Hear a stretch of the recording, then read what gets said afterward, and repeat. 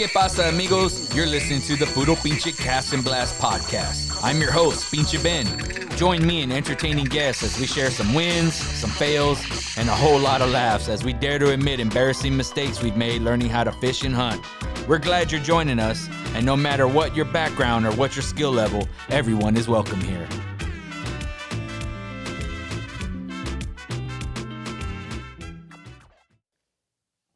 What's up, everybody? Pinche Ben here. Another episode of the Puro Pinche Cast and Blast podcast, and I'm joined with Jimmy Trent.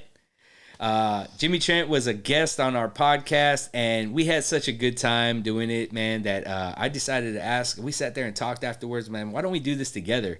And that's how it's going to be, man. So Jimmy Trent is no longer going to be a guest at the Puro Pinche Cast and Blast podcast. He's actually going to be my co-host. So welcome to the Puro Pinche Cast and Blast podcast, Jimmy. Thanks for being part of this journey with me, man. No, thank you, Ben. It's exciting, super pumped, happy to do it. Like, I'm looking forward to it. It's going to be fun stuff. It's going to be fun, man. We're going to have a good time here, man. We set up a different scene this time, so you see us here sitting on the couch, man. We're going to be cracking up in some cold ones with you guys and just, shooting the shit, man, and do what we do, and hope that we bring you guys some solid content. Check it out, man. Speaking of cracking open a cold one, we got a sponsor, man. 5x5 Brewing Company out of Mission, Texas. Veteran-known brewing company. Couldn't help but be part of something like that. And we're proud that they were us and sending us some brew, man. So we're going to be cracking some open. We got the Brunette Bombshell. It's a brown ale. What do you got, man? We got the Foo Bar. Looks like it's a Foo Bar. Foo Bar, cool name for you veterans out there. We all know what that stands for. It's a red ale. It's a red ale. Nice. What alcohol content is that? So 5.2 on the Foo Bar. Looks like the Bombshell is exactly what it says it is. It's at 8.6. Damn. 8.68 to 8.7. Hey, so we're going to have a good time here, man. Let's crack one open. I got the Foo Bar. I'm going for that one. I'm hitting that Bombshell. All right, I like red. Let's see. Oh, yeah. Cheers, bro. Cheers. Thanks.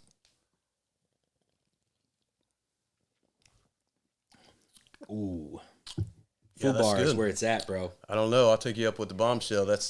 Yeah? You can tell it's at 8.6. Oh, yeah? You hit? Yeah, It's going to hit? it hits different when you tasting from a veteran-owned brewing company. Man, shout out 5x5. Thank you for sending us these brew. So far, these are a hit. I'm digging Foo Bar. Red ale, that's the way I go. Yeah, I'll try them all. All right, man. So, like I said, man, Jimmy and I are going to be bringing you guys some content every week. We're going to be trying to bring you guys something weekly now. So, hope you guys enjoy it. We're actually going to try some shorter form content where in the past we were trying to do long form and when you have a guest on, man, especially when they're dynamic, it's hard to cut them off and hard to, make that shorter. And we're going to try our best to make maybe a shorter length video for you guys. So maybe you guys like it and let us know in the comments if you like them shorter, and we'll crank them out every week. So being that they're shorter, we'll do them weekly, and we'll have some fun along the way. So, man, what are we going to talk about today? I think we wanted to talk about basically what we're doing with this podcast and why we do it. Yeah, kind of, the reasons behind why we wanted to bring forth to view. We want to share our stories of why we love the outdoor, the lifestyle, and what's out there, like what we value. Yeah, it's more than just hunting and fishing. Exactly, yeah. Yeah, so I'll go ahead and start. Like, for me, I kind of nerd out when I'm out in I don't know about you, man, but like, and I know sometimes I freak out some friends because if I see a tree that's been, a big tree, an old mature tree, I want to go put my hands on it, man. I want to touch nature. I want to know, exactly, or I just want to feel it. It's kind of me grounding myself with that tree. You know what I mean? And I feel like that tree's been there for 100 years or a couple 100 years. And I can only imagine, like, man, what that tree has seen that we're missing. You know what I mean? Especially for being, you can't get out there. We always talk about you can't get them from the couch. So getting out in the outdoors for me is about being connected with nature. I like to, when I'm fishing, I don't know how it is for you, but sometimes like I do a lot of kayak fishing, and when I get out there, man, I get into some areas where it's just me and this, quiet, pristine, area that looks like it's been untouched for so long, a rock wall or something. I'm looking up at that and almost envisioning like what was there 100, 200, 300 years ago, and I'm just like, man, maybe some indigenous people were camping out there or something. I just, my mind goes kind of crazy being out there in nature and thinking like it's much bigger than us, right? It's much bigger than that moment right now. It's much bigger, and can you relate to that at all? Yeah, 100%. I mean, same way. Okay. I like to find a high point. Okay. Whether it's a tree, just a high point, but Sure. I like to look over, over a big, maybe a valley or a broad area. And like you said, just wonder what did that look like 200 years ago? And listen to what's going on, see what's going on. And, we talked before about how immersed you can become into that. And to me, it becomes overwhelmingly of how immersed you get into it. So, like a sensory overload almost, right? Like you become hyper vigilant. Yeah. So I mean, you're hearing sounds that you don't normally hear. You're seeing things. You're smelling things. Yeah. You're watching animals interact with You're each other. You're feeling, it could be the climate. Sometimes you get into some, places that are just like sticky and hot, and you're just like, gosh, like how does something thrive in this area? Or you're up in a tall area where there's strong wind, and that wind is just constant up there, and you're like, man, it's loud up here, and all those things start running through your head, but you use those as a outdoorsman, you use those to your advantage, or you think, is this a disadvantage, right? Right. Yeah. So. You definitely have to use those especially as the wind and things like that. So using those as your advantage, but not only that is when you're out there, you may not be hunting, you may not be fishing. You're in that particular moment right there at the time. Right. So use those opportunities as a time to when you're lost in that moment, learn what's going on around you, whether it's with the fish, whether it's with animals, what just they're animal doing. activity. Just animal activity, like and nature in itself, you hear different birds doing different things, and then you look and you see what's happening behind them, what's making them do that. You may see some deer out in the field feeding, and they're real skittish towards every branch that moves or every sound that's made. Every smell. Then you see a raccoon walk out, and they're like, oh, that's what it was, and they just kind of acknowledge each other, head nod, and they go about their business. They're acknowledging that the sound they heard was that animal. Yeah, it's just really cool to see, and I really like to get lost in that particular moment. Yeah, I've been fishing so many times where I get out to a certain area. You can cover a lot more water on a kayak than you can bank stopping or something. As far as like traveling the bank or anything, sometimes you got to navigate through a tree line or some faults or all kinds of stuff, right? Well, on a kayak, you could just kind of travel the side of a riverbank, or you can get away from the big boats and the people. You try to, and sometimes you can, and sometimes you're out in places where like there's no one around you, and that's when sometimes, man, I catch myself just kind of dropping the rod and just looking around.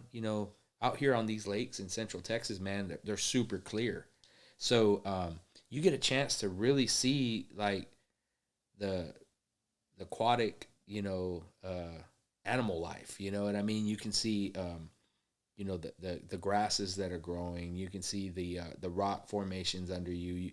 If you're fishing over a limestone bed, if you're fishing over, that's your chance to look at the transitions. That's your chance to look at all that stuff, just through the water. You can really watch your bait, how it, that's another thing, that's a perfect time to check out your presentation, you know what I mean? And see, what your lure is doing underwater, or, maybe you're fishing too fast and you can slow down and see your lure in action where you're like slowing it down. Okay, I like the way this looks. And I don't know, is it just me, or there's a challenge when you're fishing, right? And you ever pull a lure out or a bait and you look at it and you're like, yeah, that looks good. But that could be the biggest mistake because it looks good to us, but it's not looking good to the fish. Yeah, it makes you think like, if I was a fish, that looks like a steak. Exactly. But but it's not. I mean, fishing always the first.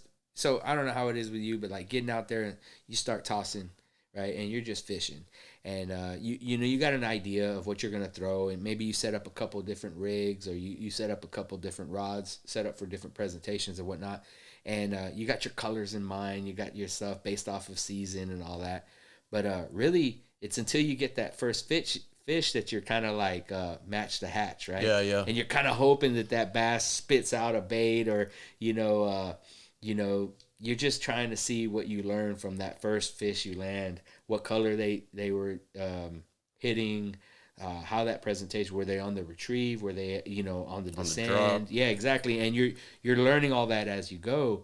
But I thought that was funny because we're talking about clear water, we're talking about all that stuff and what you learn just being out there. But I think what we wanted to dive into was how it's much bigger than us. It's much bigger than that event. And what I mean by event is, you pack up all the gear, you plan an event, whether it's fishing or hunting, and you pack up all the gear, you get your game plan together. Yeah.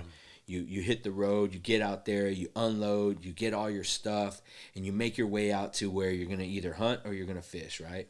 And you do all that thought, and you plan all that. And sometimes we get caught in the event, and you're not present in the moment. That happens a lot.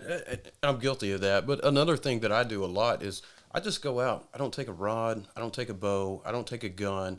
I go out to have that moment, right? Oh, so that's a good thing, is just observing. Just observe. So being in the outdoors, fishing and hunting for me is a byproduct of being, in the woods, on the lake, on the river. It's a bonus. It's a bonus, yeah.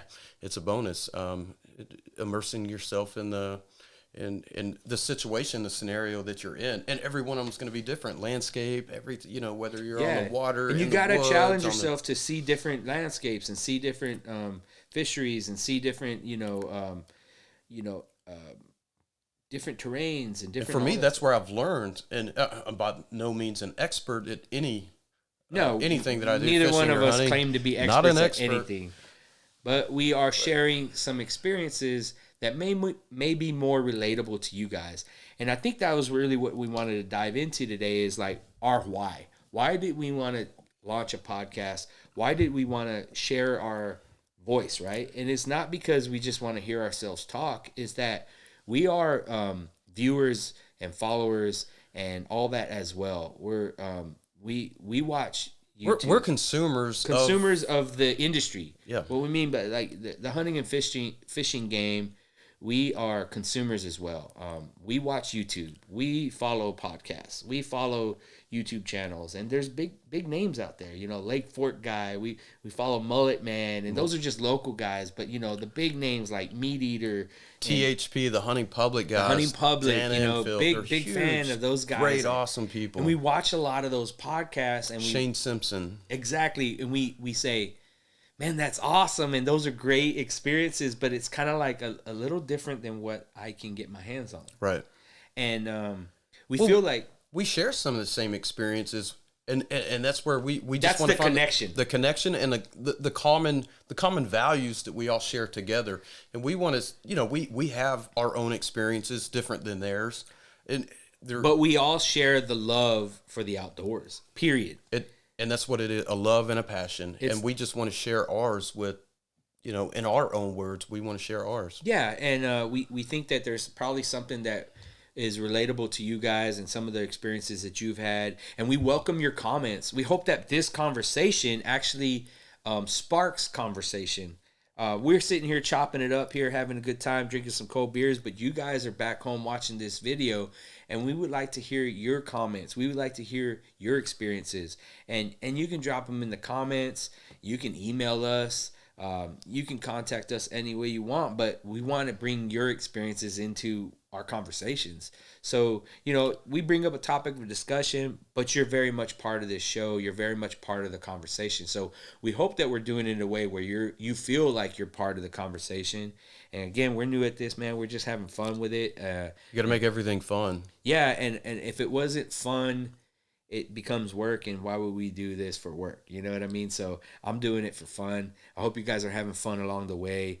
We definitely are open to share not only our wins but our fails, not only our successes and our big and our our because that's the thing is when we go fishing and hunting now, we're not just chasing trophies, man. It's like we're chasing an experience. Would you agree? Yeah, yeah. The experience, the feeling, the emotion that's behind it is, that, and that's what I try to instill in my children too. When we go, like, it's not about what you pull in, it's not about what you harvest. It's the experience and the value that you have on that experience and the memories that are made by doing that. And it's hard to open up to share that because along the way we share. Let's talk about sharing, right? So if I open up and I say, hey, this is how I feel, people are going to agree, they're going to disagree. And in today's world, we share those experiences on like with through technology. And in today's world, you can get instant you get instant gratification, or you get instant hate almost, right? One of the two. You're going to and you got to be, there's a trade-off, right? There is. And it's funny cuz we talk about technology and all that stuff, but we're actually in today's world, you can really share an experience instantly on social media or anything like that. And I think that's different now. That wasn't like that. Back in the day, you had to wait till you got to the bar. Think about when we were kids. Yeah. We're not spring chickens. Sure. We're a little gray in the beard yeah, nowadays. Absolutely. So we didn't have that then, but it's there now, and it's an advantage and a disadvantage. So that's interesting. So technology kind of brings us to a whole different. We can open up a whole different. Oh yeah, that's a whole can of worms. That's Pandora's box. So social media, technology, things like that. That's Pandora's box. And you want to share your wins. Sometimes you want to share your fails. I mean, people are gonna bash you for something no matter what. So just share it out there. And we talk about. Well, that's why we kind of mentioned some of those folks. That we just talked about. THP, yes. Dan and Phil, Shane Simpson, they share the wins, the fails, and things like that. And that's why I'm a huge fan of theirs. It's more relatable. It's relatable. And if you're not relatable, then it's tough. It is tough. And, we talked about it's hard for us to open up about certain things. And we're going to, not hard, we got to know and accept, of course, ahead of time when we say something that not everybody's going to agree with it.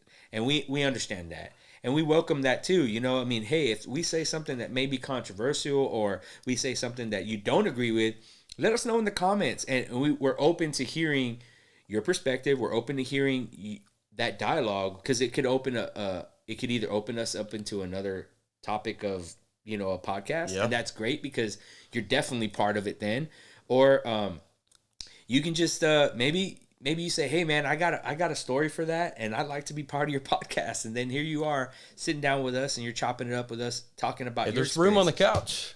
Yeah, man. So we're setting this up to where we can get more than one microphone, more than one camera, and you see us sitting here having, kicking back in a sense. We don't have the headsets on. We're just having a good time talking about why we're doing it, and that really kind of sums it up, And so while we are doing it though, there is one thing that I want to be clear and open about too. Yeah, we talk about the love of the outdoors. Yeah. So that's a love and a passion, but there is an end goal to that. Of course, a lot of the end goals to fill the freezer.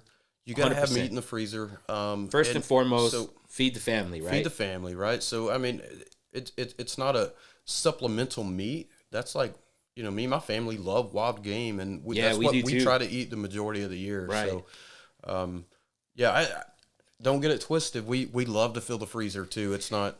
Yeah. So I mean, but we're not necessarily again chasing trophies. Right. I mean, when I first started fishing, I was trying to chase quantity. Right. Like I wanted hits. I wanted bites. Who's not? Exactly. And then it kind of changed. Okay, so I've had this particular species. I've had that particular species. Now I'm chasing quality over quantity, right? So now you're going into like trying to chase that big one. Now you're, I'm a bass fisherman. That's my first love as far as freshwater goes here locally. Down home in Corpus Christi, I'm chasing the reds, bro. Like, I'm going after Man, the monsters. I've never caught a big bull red. I really want to. I'm gonna take you down, and we're gonna have a good time. We're gonna bring it out, maybe get some content and bring it into an awesome, wrap it up in an awesome podcast. But I'm guilty of it too, as far as like chasing the personal best and all that stuff. You know what I mean? And again, we all have our PB, and we know what ours are, and we're it kind of changes how you fish and how you hunt, right? The PB, the personal best, right? Yeah. I guess it depends on what species you're like. You said you're a bass fisherman and stuff. I grew up chasing bass, and then I switched over to catfish. I love catfishing, so I got a PB catfish that was actually here in Texas. A lot of there's great catfishing here in Texas, but a lot of PBs don't really come out of Texas unless up north, Tawakoni and Lake Texoma. Yeah. But you got a PB. You got a PB in catfish. I do. You got a PB in bass. I do, but it's probably not even close to what I've seen others out here. But we all got our PB. I have a local lake record here, dude. I'm not gonna say the lake, whatever. Okay. But I got a local lake record here. So I'm gonna ask you. Should I ask you what your PB is, or? I think that's a story for another time. Hey man, that's a good segue, bro. What's your PB? Hey man, I think we should cut it here and talk about PBs on the next podcast. Do y'all have a PB? Let's talk PBs. Let's talk PBs. All right, man. Check it out. I'm cool with this, man. I think this is a good. We talked about why we're doing the podcast. We said we were going to make shorter podcasts. It's a perfect break right here. Hey, if you like what you're seeing in our podcast, right, and you're enjoying this content and you're checking this out, make sure you go and subscribe so you get notified when we post new content. We're going to cut it here, man, and we're going to go ahead and our next podcast is going to be personal best. So we're going to talk personal best. Let's do it. That's good. Yeah, man. So it was fun today, brother. Thank you for having me here, Thanks for bringing me on. Yeah, man. We're going to be doing this weekly, guys. We're going to bring you some weekly content. You'll be getting notified when the new episode comes out. So, man, I hope you guys are enjoying this with us. And again, man, please help us grow an audience by subscribing to our channel. And if it doesn't cost you anything, and if you're inclined to do so, man, share our content with someone else, your friends, your family that you know that enjoy the outdoors too. And if you think that they'll like our podcast, we would like to have them as part of this journey with us, man. So we invite you to share it, like it, comment, send us your comments, all of that stuff, man. We want you to be very much a big part of this journey with us. We're having fun. We hope you're having fun. Hey, man, you're going to see a lot more of Ben and Jimmy. So we'll sign out. We'll see you on the next podcast. Hey, amigos. If you enjoyed this podcast, I invite you to subscribe so that you can be notified when we post new content. And if you feel like leaving a comment, rating, or review, please do so for this podcast and share with your friends. Thanks for listening, and I hope you had as much fun as we did.